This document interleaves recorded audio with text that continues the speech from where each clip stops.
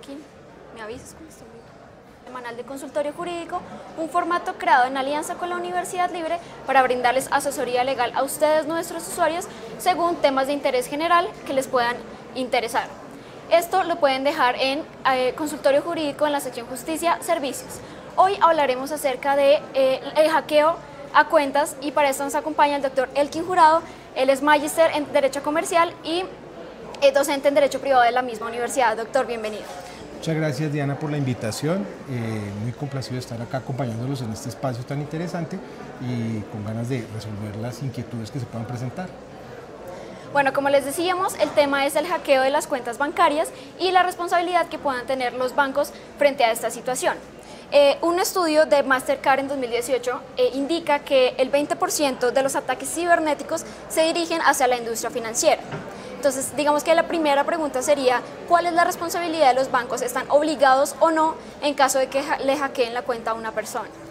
Pues la respuesta no puede ser tajante, pero lo que sí hay que indicar es que hay una responsabilidad inicial, se puede decir, de la entidad financiera, salvo que logre demostrar la entidad financiera que el usuario fue negligente, es decir, incurrió en culpa en la administración de su cuenta o de la banca móvil que tenga. Entonces dependerá de esas circunstancias.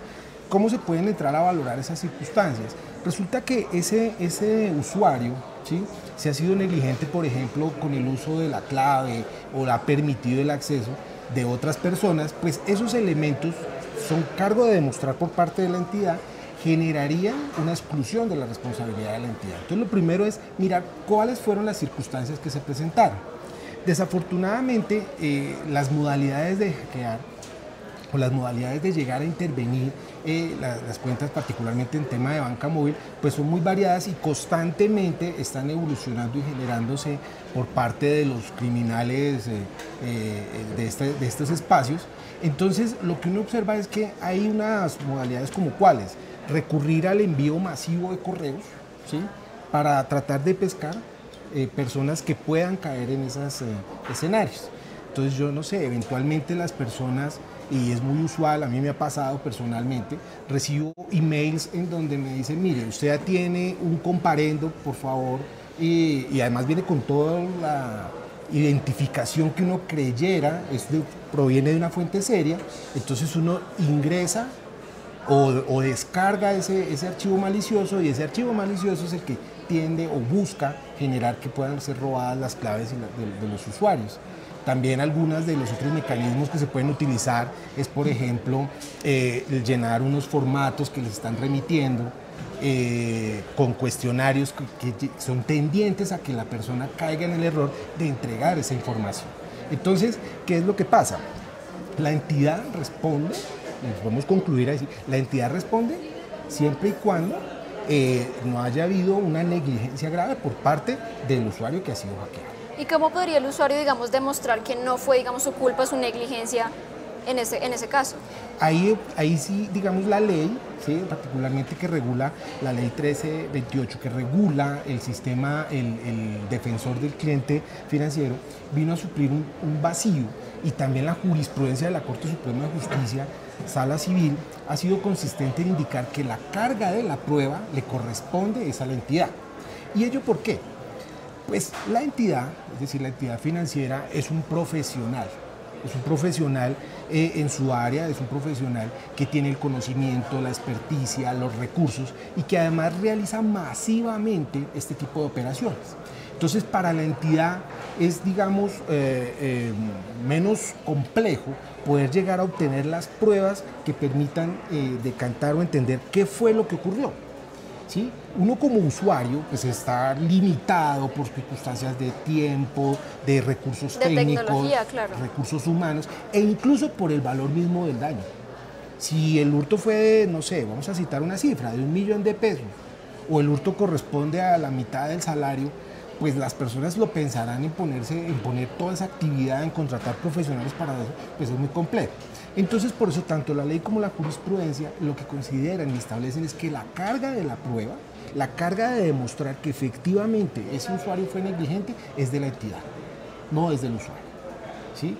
porque eso es lo que facilita el poder llegar a desarrollar digamos que la aplicación material de la ley se pueda dar. Pero el usuario, digamos, podría apelar o podría decir no estoy de acuerdo con lo que están diciendo sí, en un eventual caso. Sí, claro, claro. Digamos que estamos partiendo, en ese sentido tenemos que mirar cómo es el procedimiento, ¿sí? Para una vez ocurre esta situación. Entonces, hay una serie, digamos, como de cargas para el usuario y una serie como de obligaciones para el usuario. Una vez se presente esta situación, que se presente, es decir, ese hurto, ese fraude de carácter electrónico, el primer deber del usuario es mitigar la extensión de ese daño. Es decir, si se acaba de enterar que ha habido una operación con su tarjeta de crédito, lo primero es reporte y bloquear. ¿Por qué? Porque si no lo hace, si no es acucioso en hacer eso sí se puede tomar como una parte de su negligencia y eventualmente no le sea reconocido en una eventual sentencia en contra de la entidad, es decir, a su favor. ¿Por qué? Porque no fue diligente. Previo a eso, digamos, previo a esos componentes son los que yo les estaba indicando. El usuario tiene que ser responsable con sus actividades, responsable con la identificación de terceros, y es muy importante en ese escenario tener en cuenta que las entidades están obligadas a darle toda la información para protección que requiera el usuario.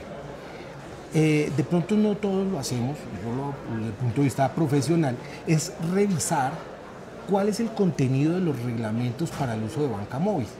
En las páginas web de cada entidad financiera a la cual uno tenga sus servicios están todos los modelos, o sea, todos los contratos y reglamentos. Entre esos reglamentos para el uso de la banca móvil está, por ejemplo, hacer uso de sitios seguros. Si yo entro a hacer operaciones en redes abiertas, pues estoy exponiéndome, ¿sí? O realizar actividades, entregarlos, facilitarlos, es tanto como no puedo estar cargando la clave de mi tarjeta de débito con la tarjeta de débito, porque el evento de un hurto, pues evidentemente que tendrá que responder. Entonces hay como un grado de autorresponsabilidad por parte de ese usuario, ¿sí? Tomar medidas preventivas. Exactamente, digamos. Tomar medidas preventivas. Y es también deber y obligación de la entidad informarle toda la serie de medidas preventivas que se deben tomar por parte del usuario. Y en un eventual caso, supongamos, esto es un caso hipotético, que el banco falle en contra del usuario y dice, vea, usted fue negligente, usted no utilizó sus claves, ¿qué debería abogar o qué debería hacer el usuario en este caso? Digamos que el procedimiento es el siguiente, porque no es propiamente el banco quien toma la decisión. El procedimiento es que se presenta la situación, se presenta el fraude, la entidad debe hacer una reclamación al banco, ¿sí? Dentro de esa una reclamación de carácter directo. Puede ser también una persona natural, no sí, precisamente sí, una entidad. Directamente a la entidad, ¿sí? Esa reclamación yo sugiero, ¿sí?, que dentro de la reclamación se le solicite al banco que entregue no solamente las conclusiones, sino la razón de las conclusiones y cuáles son las pruebas o investigaciones que realizó, porque es obligación del banco, conforme a la ley, prestar toda la colaboración que el usuario requiera para conocer por qué se dio el fraude, ¿sí? Entonces es importante solicitar eso. Ahora bien, hecha esa reclamación, también debe tenerse en cuenta lo siguiente: todas las entidades que están vigiladas por la Superintendencia Financiera están obligadas a tener un defensor del cliente financiero, ¿sí? Ese defensor del cliente financiero, ahí tenemos dos opciones. No todas las entidades que están vigiladas por la Superintendencia Financiera en Colombia aceptan las decisiones del defensor del cliente financiero, pero hay unas que sí. ¿Y cómo hago para saberlo? Ingreso a la web de la Superintendencia Financiera y busco si mi entidad, la con la que yo tengo contratado, si acepta la decisión que haya tomado el defensor. ¿Bien? Ese defensor del cliente hace un procedimiento en donde toma en donde puede tomar la reclamación, ¿sí? La traslada al banco, el banco dará sus razones y al final decide, ¿sí?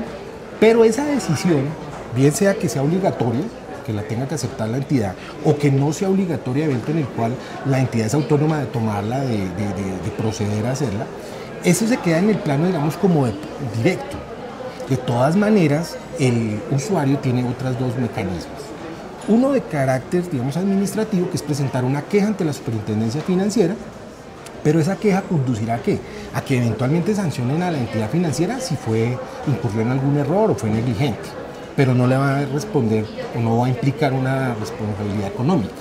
Y la tercera opción, que es la final, es por vía de una acción jurisdiccional, es decir, una acción ante un juez, una demanda judicial, que es una demanda relativamente sencilla. Esto ocurre en caso de que la entidad financiera se niegue a responder. La entidad se niega a responder, indica que no va a hacer el pago, entonces se puede iniciar una demanda ante la superintendencia, por una demanda de carácter judicial, la cual puede ser conocida o bien por un juez o por la superintendencia financiera.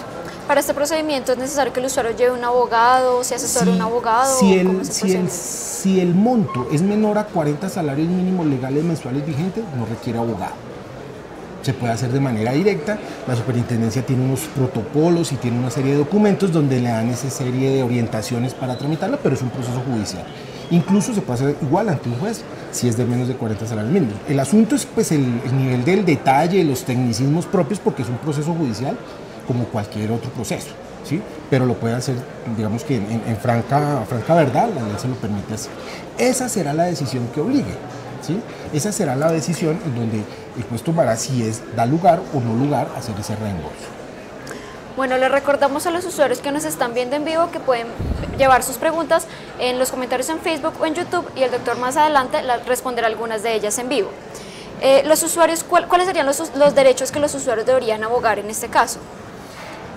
Bueno, digamos que van encadenados en qué orden. El primero, pues, es a tener toda la información necesaria, ¿sí? Es decir, no solamente es tener una información, digamos la ley no está dispuesta de tal manera que la entidad simplemente, la entidad financiera, coloque o ponga a disposición la información, sino que debe adelantar unos planes de educación, de formación del usuario, ¿sí?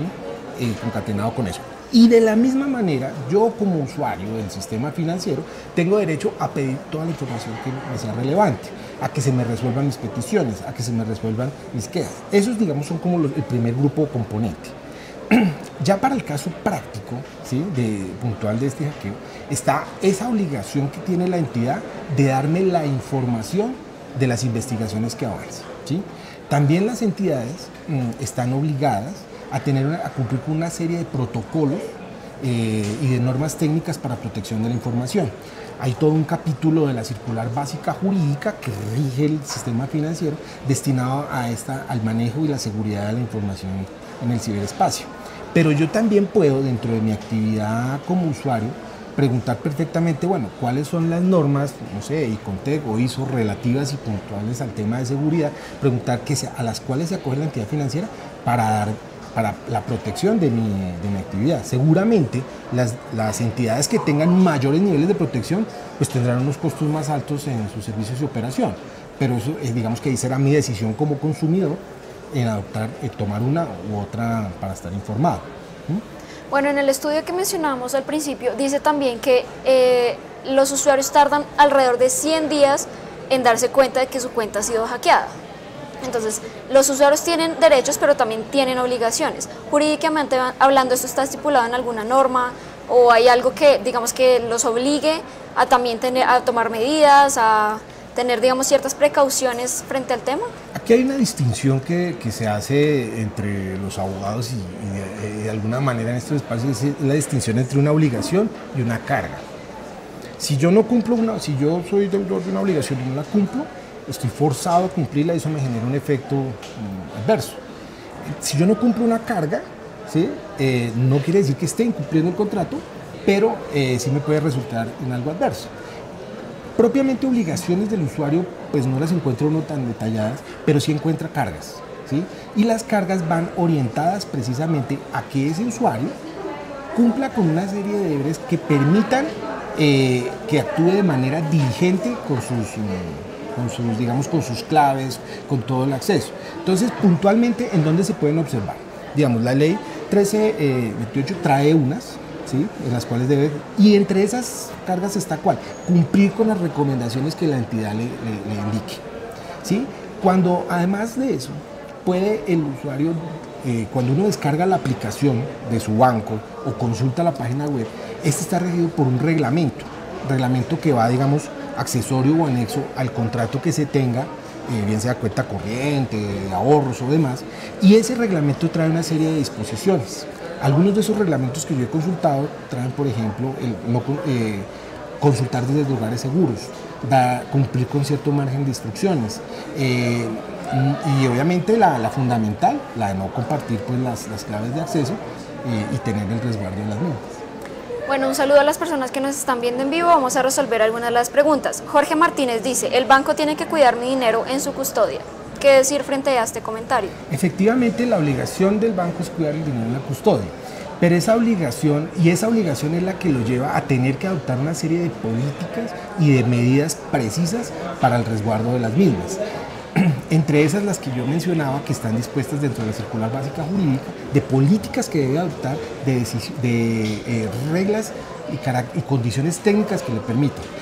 El banco solamente está cumpliendo con el contrato en la medida en que cuando entregue una suma de dinero, la entregue a quien debe entregar, a quien esté legitimado para entregar. El problema es que el titular o el propietario de ese dinero, que es el cuentacorrentista o el cuentaviente y demás, no tenga cuidado y entregue la opción para que lo retire otra persona. Ese es el escenario y eso es lo que generaría una responsabilidad para el usuario. Oscar Pinzón dice, ¿son protocolos de protección de la información? Sí, hay una serie, en todo sentido, hay protocolos de protección de la información que precisamente es una de las claves de la función por parte de las entidades financieras, de establecerle una serie de reglas y de pasos para que esté cambiando. No, creo que todos nos está llegando constantemente emails donde dice, mire, cambie la clave con cierta frecuencia, no utilice estos ciertos accesos, o tenga, por ejemplo, que es una medida muy sana, tenga unos ciertos hábitos para el manejo de la banca móvil, es decir, solamente ingreso desde el internet de mi casa, de mi oficina o de mi celular, en virtud de la cual tiene una IP siempre identificada, de tal manera que un ingreso por fuera de esos espacios pues da lugar a entender que si eventualmente se está saliendo de las líneas de negocio usual o de actividad usual. Elkin en Facebook dice, ¿cuál será el sentido de la reclamación en caso de que se realice una transacción por internet sin autorización del titular de la tarjeta? ¿El sentido de la reclamación? El sentido de la reclamación de alguna manera es conocer qué ocurrió, ¿sí? Nosotros, digamos el banco o la entidad financiera tiene una serie de reglas internas, de reglamentos, de protocolos, de formas de atención en donde nos va a identificar qué ocurrió con la operación, que nosotros no lo tenemos. O sea, uno como usuario no tiene acceso a esto. Entonces, cuando yo le presento la reclamación, le estoy diciendo, me ocurrió esto, el banco o la entidad financiera tiene acceso a muchísima información que nosotros no tenemos. Nosotros por lo menos no sabemos en dónde ocurrió, o cuál fue la entidad o a dónde fue a dar el dinero, o quién fue el que lo autorizó. Eso nos es difícil averiguarlo, entonces esa reclamación sirve para conocer los antecedentes también. David Cucaita dice, en la normativa indica que el banco está obligado a confirmar las transacciones. Si no lo hacen, ¿eso los obligaría a responder en todo sentido? Depende de la forma como esté pactado con el banco. ¿Por qué? Porque hay digamos, operaciones que no requieren una confirmación y esas son instrucciones que como usuario ha podido dar. ¿Sí? Entonces, transacciones de determinado valor no requieren una confirmación y no se han dado. Pero hay otras que pueden estar elevados y eso lo puede mirar uno en los términos o en las instrucciones que se dan respecto al manejo de banca móvil, que uno tiene acceso a eso. Por ejemplo, hay pagos que yo puedo hacer por vía, digamos, de descuento a mi cuenta. ¿Sí? Esos pagos que yo autorizo a hacer están hasta un monto. Si voy a subir del mismo, requiero o modificar las instrucciones o que haya confirmación por parte de la entidad. Tere Caballero dice, si roban información personal y con una llamada me engañan y roban, ¿el banco está obligado a responder? Depende, y vuelvo al comienzo, y particularmente me llama la atención ese caso porque es un caso similar que fue fallado recientemente, conocí una sentencia en ese sentido, en donde la persona accedió a entregar una serie de información, el usuario accedió a entregar una información contestando unas preguntas en un formulario, ¿sí? Pero también faltó cierto nivel de seguridad en el banco en la medida en que la operación fue por fuera de las condiciones en las que normalmente este usuario lo hacía. Entonces ahí se presenta un fenómeno que no es raro que ocurra, en donde tenemos una concurrencia de culpas, lo conocemos nosotros en el medio jurídico, que es como que usted banco se equivocó, pero usted usuario también fue negligente. Entonces ahí el juez optó en ese sentido por un fallo medio y decir, como hay concurrencia respecto a las pretensiones hechas por el usuario, le reconoció solamente el 50%. porque hay comprobación de culpas en ese sentido. Bueno, doctor, hemos llegado al final de la transmisión. Muchas gracias por venir y por su asesoría. No, usted, Diana, muchísimas gracias. Muy complacido de haber estado acá. A ustedes gracias por su sintonía y recuerden que pueden dejarnos sus preguntas o sus consultas ingresando al tiempo.com en la sección Justicia Servicios. Que tenga un buen día.